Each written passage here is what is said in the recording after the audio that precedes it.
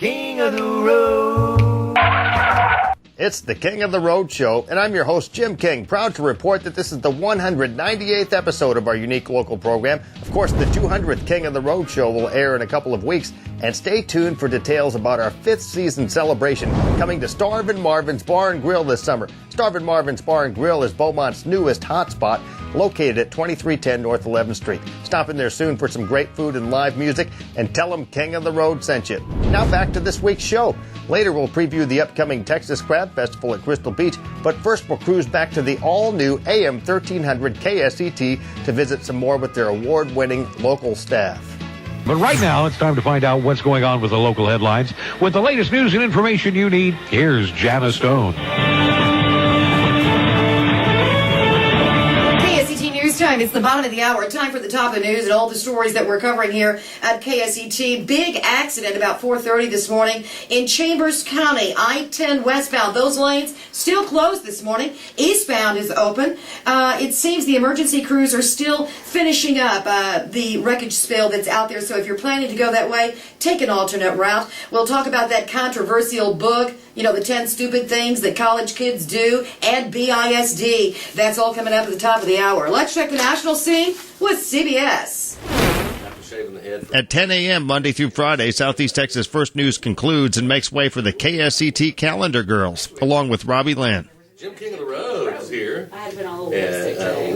I know. We may have to get him in here and talk live with us here in a little while.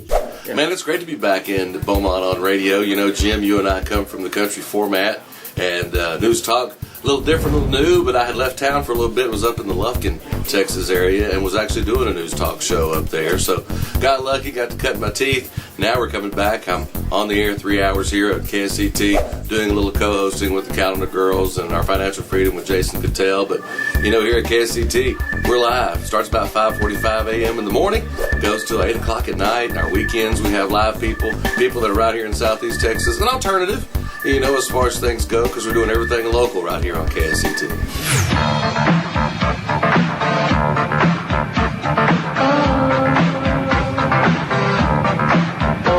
Celebrating 20 years in talk radio, it's the Jack Pieper Show. On the air now and waiting for your calls at 898-4400 or toll free at 877-898-4499. And now, the voice of the Golden Triangle, Jack Pieper. Thank you, Mike Roberts. If you are just joining us on this Thursday afternoon, Casey Diaz, Aaron Benagia, and DJ Bean, our guests this afternoon, as we talk about their excellent accomplishment at Lamar University, graduating with a 4.0 grade average. Still, to me, that's quite an accomplishment, frankly. Did you ever reach a point in college at in some area where you felt that you might be in danger of losing that perfect grade average? When you came up against a certain course or had to pass a certain test or whatever the case might be, was there ever a point in time where you said, whoops, I might lose this? Yeah, for me, every semester pretty much, actually. I mean, not all semester, but my first semester at Lamar, I was only taking 4 classes, and when I made all A's, I said, hey, this is great, I made all A's, let's see if I can keep doing this. And so then every semester after that, it kind of seemed like there was one class or one test that I was always a little worried about, but some classes more than others. But for me, it was just, I was taking it one semester at a time. Karen?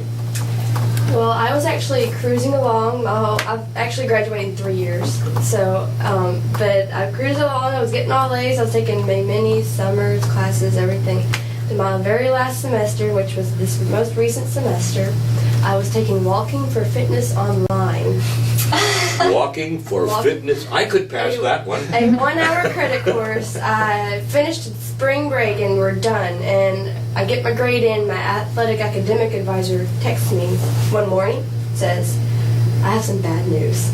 And I was like, oh no, what is this? He says, you got a B in Walking for Fitness online, and it's going to drop her GPA at 4.0. And I started freaking out. So it turned out, we went and talked to the professor. He says I didn't turn in paper. It turned out I did. We fixed it. I got an A. Next, worst, most Walking for Fitness. Yes. almost Online. brought the house down. Online yet. My correspondence. It was going to ruin everything. Well, Casey, I don't know how you top that. I cannot top that. While I was at Lamar, I never really worried about my grades. I don't know if just because I'm an older than average student and had already like gone into the work world and then gone back to college, that I just sort of didn't feel I don't know, the pressure to But I never worried about my grades when I was at Lamar. But when I was back in New York at my other university, I was a forensic science major, as I mentioned, and these guys, I'm sure, know organic chemistry too is sort of it's a killer, and it whipped me. So I will say that. But at Lamar, I never really worried about my grades. It's great to be back on radio. It's my first love. And next year, of course, I'll be celebrating my 50th anniversary in broadcasting, and primarily in radio. It's been a career that has been most rewarding.